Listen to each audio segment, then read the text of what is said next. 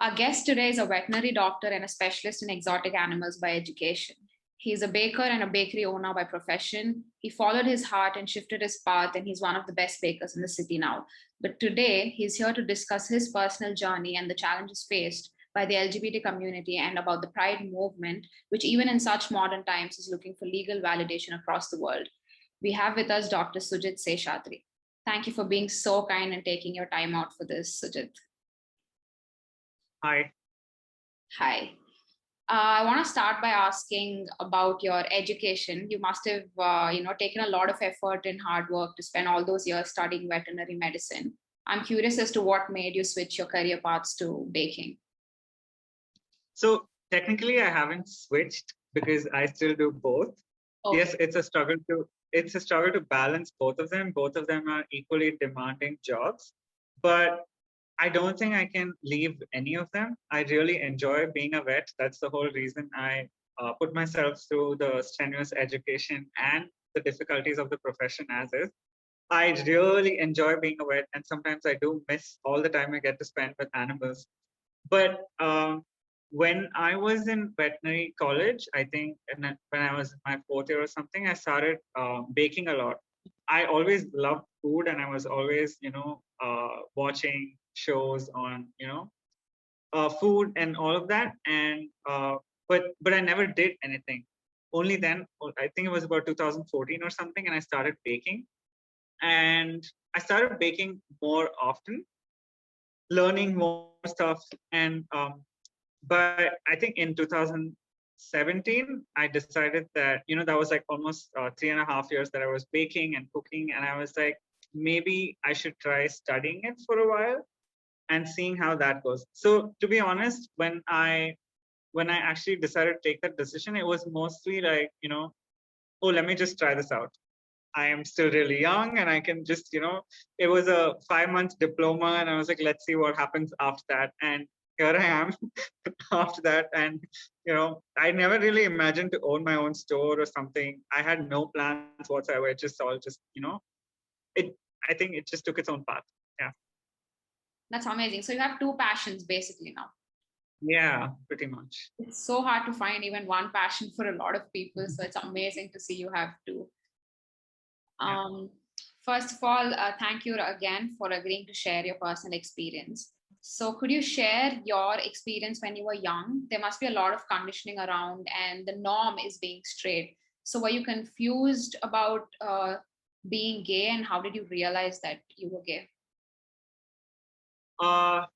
Definitely very, very, very confused. Yes, the whole norm is to be straight and the norm is to like girls. And I've been through all of that when I was in school. But there was always a thought inside my head that I am different. That, I knew I liked some aspect of guys, but I really did not understand what. And I didn't really pay much attention to it until a long time when that's when I started to realize that, okay, you know what, you're gay, maybe you're gay. And then I started to read about it and try to understand. I think I was 16 or 17, and the more I read, the more I started to realize that this is who I am. And it was definitely, it's not something that happened over a day. It's also a realization that it was always there, and it just kind of makes you put the pieces of the puzzle together. That's what I would say. Yeah. But yeah, the challenges are there. Like when you grow up, nobody's going to tell you that, okay, it's okay to like guys too. Maybe now things are changing, and I wish younger kids could have that, sort of support too. I understand in an Indian society, parents don't even tell kids that, okay, you can like boys or girls. That's completely off limits here. But movies tell them that. But, for a person like me, there were no movies also to tell me something like that at that point of time. So it did take a while for me to completely come to terms with it. But I think when you read and when you gain the knowledge, it's a lot easier to accept who you are and to understand that there's a whole lot of people like you around. Did you right away have friends that you could share these emotions with, or did it take time to find the right support system? It definitely took time. I did not have anybody to tell right away. But I did have a couple of friends who I did tell eventually once I came to terms with it myself. And a lot of it involved me educating them initially because everybody thought it was a joke or it was a phase. But then as I explained to them that, okay, this is this and all. I think I've been really lucky that I've had very understanding friends. So that was a blessing. Yeah. How did your family react, Sujit, when you told them? So I've always been close to my parents. I told my mom when I turned 19, and I told my dad when I was 20. So again, it was not easy for them to accept it as it came. It definitely took a lot of guidance and education from my side, showing them resources. Even though my parents are educated and even though they are really broad-minded, for some, for some, for most people in our country, it's the lack of knowledge that's because they don't understand that this can happen. And thankfully, I have a really supportive family. And once it took a couple of months to completely get used to it, but never in that time did they make me feel bad for who I am or, shame me for anything. Yeah. That's amazing. That's really amazing to know. Yeah. How is the relationship between your current boyfriend or over the years with your family? How was the rapport or behavior around it? So I've gotten my friends home, my gay friends, since I was 20, 21. And usually my parents don't even ask if what their sexuality is. They don't care. They're very friendly and they're just talking to people. And so that way they were very okay. Like they don't discriminate. They never discriminated at all. They were very okay with me having friends and all of that. And even when I've never introduced any other boyfriend other than my current boyfriend to my parents. And we've been together for over 6 years now. So they've just he's family now for them. Like there's never a time when they don't ask me about him, or he's always included in everything. So I'm really blessed to have a family like that. Yeah. Great. Were you ever discriminated or bullied because of your sexuality, whether in school, college, or workplace, or in general? And if yes, could you share a few experiences, please?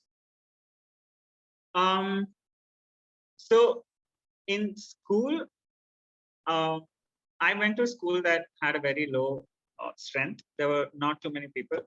Yes, I was bullied, but that was when I was very young. I think I was 10 or 11, and it was mostly because I was not exactly the heteronormative boy that everybody expected me to be. But to be honest, I kind of, after a point of time, I think once I was 12 or 13 years old, I started standing up for myself. So nobody messed with me after that. So I think that's really important. And I think I was able to do that because I was good in other stuff. So I just feel like that gave me a little bit of a confidence that, okay, I am good at something. That means that I should use my strengths to not let people get to me. So it was a little disturbing initially. Like I didn't understand why people would do that, and it's just mean. It's just plain mean why people would make other people go through something just because they can't understand anything about it. I think that definitely. I think currently schools are working on things like this. I'm not very sure. I really hope they are. Times are different. So I wasn't bullied a lot, thankfully again. And the other part of your question was if I was ever in college again, nothing. I didn't have to go through anything. I was pretty nobody would ever say anything, and I think that was good. I think everybody respected their boundaries by then. And workspace, I've never worked in a place where there are too many people. I worked with Allvet Pet Clinic, so Dr. Jasleen there always knew stuff about me, and then I started my own place. So I've never really had to deal with situations as such so far. Yeah. But whatever you shared till now, you seemed like you weren't really closeted or negative headspace. But I'm still gonna ask you this: did you ever have had a phase where you had to hide this part of yourself or not be your true self, and if it affected your mental health in any manner? So throughout high school, I think that's when you start to understand and realize things. Because I was extremely confused as to what I'm even feeling, I don't think I was able to realize that I was closeted. Once I realized who I was not completely closeted. I mean, there were a couple of people who knew about me, and I think that gave me the satisfaction that these are my support people. And I don't think everybody needed to know about it, unless and until it was going to come in the way of my natural behavior or my natural way of being. I think that's when it would have mattered a lot more. And I don't think I've ever been put in a position where it has affected me so much that I went into a negative space of mind so far. Yeah. Right. So my next question is almost irrelevant as to how did you get to this confident place, and if it took you long to get there. But I think you found your footing way younger, Yeah. younger than, yeah. Yeah. Do you have anything to add to it? To be honest, I think a lot of it came from my family, knowing that they know my true self, knowing that they're okay with that. That kind of gave me the space to really be who I am without being bothered about anybody else. Yeah, I think that's the first place. If you need to hide yourself there, I think that's where the negative stuff like everything in your head. Exactly. There'll be I can imagine myself having moments where I keep lying to my parents, and they don't really know who I am, and that's going to be really difficult. I do sympathize with everybody else who has to go through something like that. It's just not easy, and at the same time, I just can't get away with saying that you didn't tell them, because not everybody comes from the same space.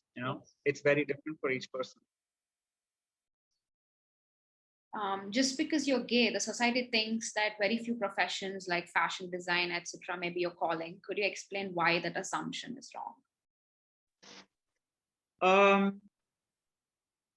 I think, okay, to be honest, being gay is associated with a lot of feminine jobs, female-oriented careers or roles in the society. And that is not always true. I have a lot of, I understand that we may have a slightly stronger creative streak, but that does not limit it. That's just generalizing the whole situation. And I don't think that's right. There may be a couple examples, but that does not mean that, that's exactly what you are supposed to do. What's your perspective on whether being gay is a choice or biology driven? Absolutely not a choice. I don't think if it was a choice, anybody would be willing to go through all of this. It's just not worth it. The whole idea behind people thinking it's a choice is just ridiculous. It's once I came to the realization that yes, I'm gay, I can sit and think of all the moments from the time when I was extremely young that add up to the day I realized. So it's definitely not a choice. I remember my parents watched some pride movement on TV and were implying that it may be a choice. So I didn't know how to explain them in a way that they would understand. So I said, let's say, for example, guys don't get aroused looking at girls. How is that a choice? It's very biology driven. Yeah. And obviously, talking about sex in general is a taboo in our Indian culture. So they just, went out. I mean, yeah. They're like, what is she talking about? But your point makes absolute sense. It's true. It's it's biological, things that you can't control. But I also read articles where there's this belief that everybody is born bisexual, and because of the conditioning, majority of them are tilted towards being straight. But in fact it's a choice. So I didn't want to put my own perspective, so I wanted to find out yours first and then tell you about I would be very happy reading the article. It sounds interesting. I'm more than anything, I'm not aware of something like that. But if there is something like that, I still think these are things that are beyond our control, because it's about when there are so many other aspects of our life that are conditioned that you don't want to change, then why change this? Right. A lot of people assume that gay relationships have defined gender roles where one partner takes the masculine role and the other feminine. Could you clarify on this, please? I think it's absolutely wrong. A lot of people may think that way. That's because they want to fit everything into the heteronormative manner. But truth be told, these rules don't apply. And I don't think they should be applying in a straight relationship as well. Because there's nothing that I don't even think, if I'm doing something in my relationship, I honestly don't think that this job is supposed to be done by, the female partner or the male partner, or it just doesn't fit. I think I just do what I want to do, and my partner does the same. And it just, whatever we do is to forward our relationship further. That's all. In straight relationships, this is where patriarchy comes in, I guess, when they say Yes. somebody's supposed to do something. Yeah, I guess. Article 377 was struck down 2 years ago now. While that was the first step towards LGBT rights, how far is the distance to treating homosexual relationships as normal as heterosexual relationships? I think we're really, really far away from that. It's because we're at a stage where people are still trying to understand the concept of love marriage. I mean, no, like most people who, most people our parents' age, have a trouble with coming to terms with the fact that you're allowed to fall in love with someone and spend the rest of your life with them without that ending bad. Uh, you know, I think once they come in terms with that, then they can probably think of coming to terms with the same thing with the person of the same sex. I think it's really far away. But the fact that there's a lot more awareness towards the situation now, and that people are at least they're at least listening to the words homosexuality, gay, lesbian, transgender a little more than what they used to listen before. And I think that's a really important step. You want to normalize these terms. There's a misconception that, gays tend to be more on the feminine side than straight men, and lesbians tend to be more on the masculine side than straight women. Could you explain on that, please? Again, these are societal roles that we've been, following. I understand some of it is biologically innate and things like this exist because of who you are. But I don't, again, this is a concept of generalizing. You just start thinking that all gay people are feminine and all, lesbians are masculine. I think that's completely wrong, because I know a lot of people who are not. And even if they are, it's just part of them.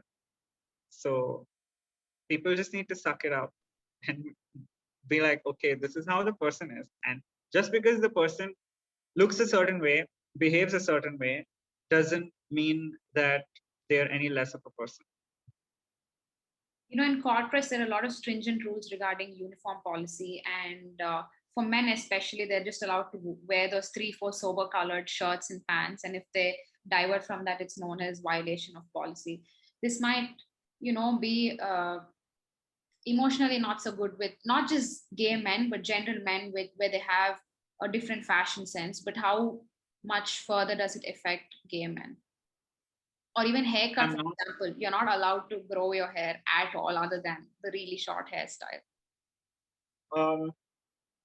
I don't like any institution that forces things like this, because, I mean, as long as I'm doing the job for you, it really shouldn't matter. It really shouldn't matter how I look. It really shouldn't matter what I choose to wear, as long as I'm doing what you're asking me to do and I'm giving you my 100%. I think they should focus more on the people who don't give their 100% than think of all sorts of things like this. I have never been in a situation like this because I've never worked for the corporate. But when I think of it, this is what I think. I think that if they focus more on, I understand they have this whole image to maintain and, uh, principles of theirs, which is fine, but it shouldn't be restrictive. But I'm just speaking in general. I'm not even speaking in relation to sexuality here. Right. As on today, Indian marriage laws don't define same sex relationships. Because of this, same sex relationships don't have a definition or legality. You can't say spouse, and the word partner or a friend doesn't have the same legal standing as a spouse. This affects many decisions you would want to take together as a family, like, let's say, insurance policy or getting a home loan together, etc. What are your thoughts on this? It's true. It is difficult. And I think that these are the things that people need to fight for. These are the things that we need to focus on, where we even, um, rights, marriage rights and laws regarding to that may be far off from where we are, but legalizing partners can be a start. I think that could be a start to help people who are starting off and who need support and benefits. Could you explain about the increasing drag culture in India? What exactly does it mean? It's a form of entertainment. It's just like every other Western culture that's come into picture. Drag culture is the same. It's just a form of entertainment. It's just picking on because it's new and it's different.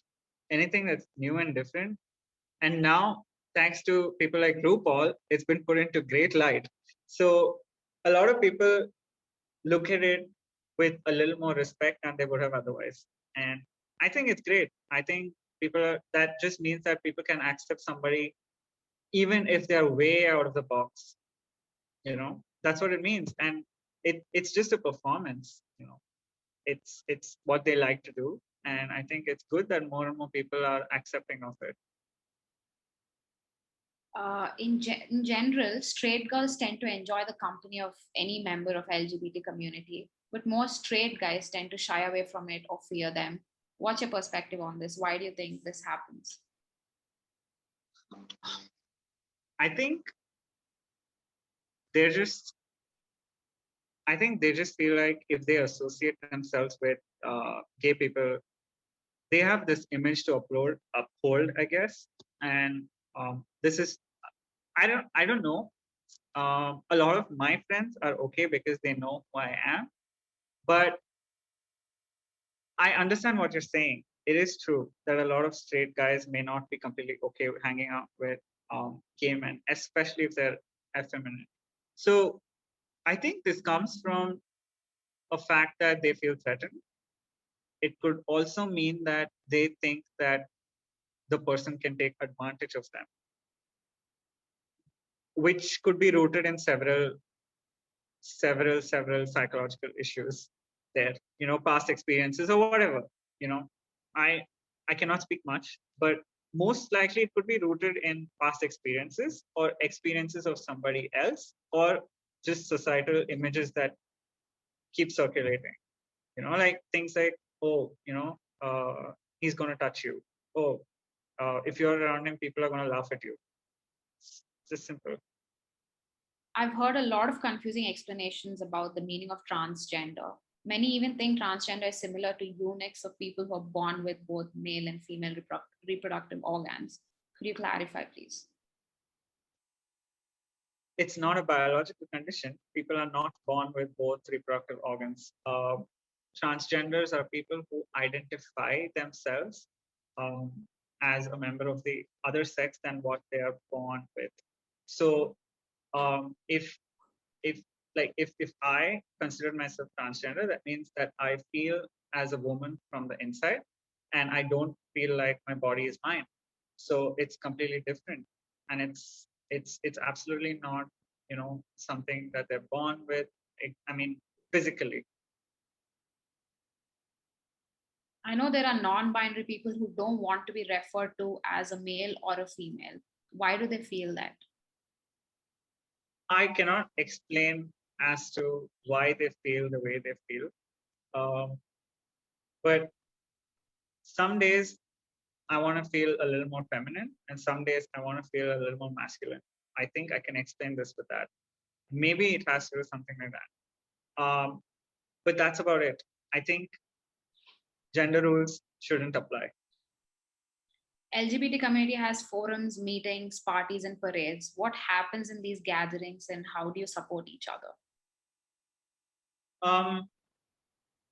To be honest, it's been a really long time since I've been to any gathering as such. But most times I have been going to these gatherings since I was 19.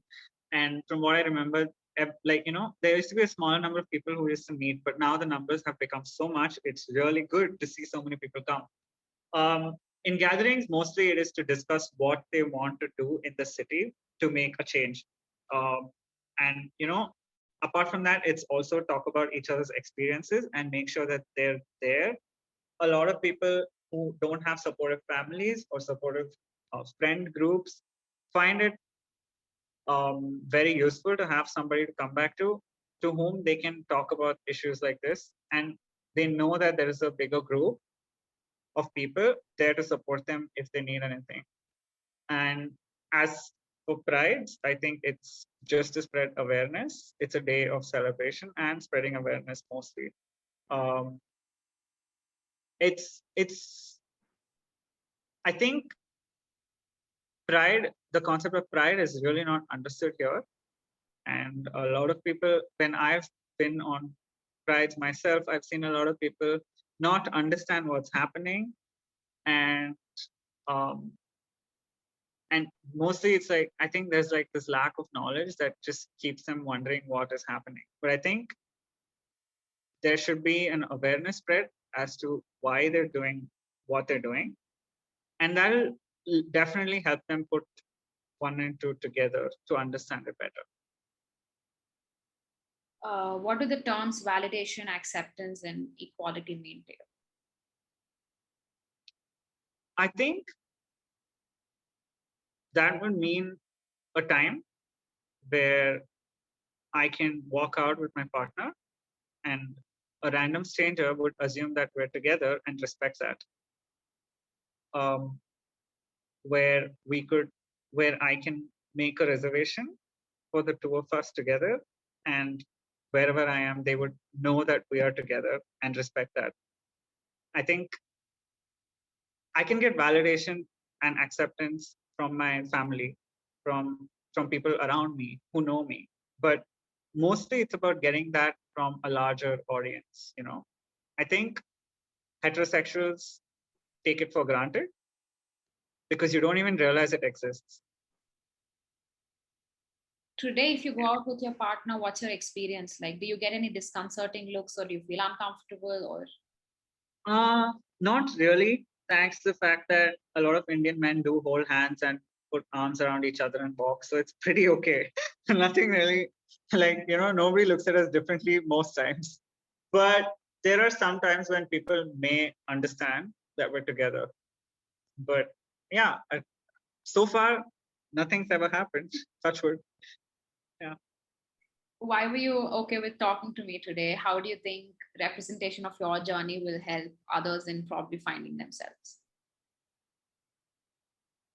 I was okay talking with you today because I am in a place where I know that I have a lot of people with me, along with me on this journey.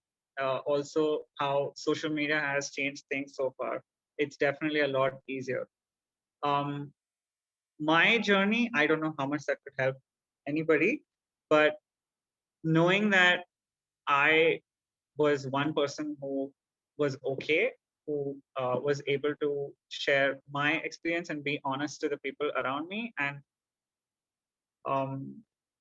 well, definitely a lot of other components play in this situation. It's not everything's always under your control, but mostly you just have to believe in yourself, and you will find the people who are going to be okay with who you are. There's always going to be somebody there's always going to be a group of people that you identify yourself with who are going to be there for you. And I think that's what will give you the support. And even if there is nobody, you just have to believe in yourself. You just have to tell yourself that I'm fine the way I am and just go on with life. Make things happen for yourself. Yeah. Thank you, Sujit. I want to end this by asking 3 questions that I ask everybody. One word that resonates the most with you. I think compassionate. Where does that come from, if you can answer? I think it's because I've always looked at situations from an other person's point of view. And I've, through reading a lot, through learning through people's experiences, and I read a lot. So I think through some works that I've read have really influenced the way I look at things. And a lot of times I've learned to respond than to react. And that's what makes me think that I can be compassionate sometimes. Try to be most times. Yeah. Responding than reacting is very profound. Very few people understand the difference between both. Yeah. One thing you wish you had done differently? In terms of? In your life. One thing you wish you had done differently over your journey till now? To be honest, I think standing up for more people from the LGBTQ community. I think showing up for more events and just being completely okay with who I am, even in the past. One advice you think is important to everybody? If you know that you want to do something, just start working towards it. There's no point sitting and wondering how you're going to do it. You just have to start at some point. Thank you, Sujit. I think that's good. You're welcome.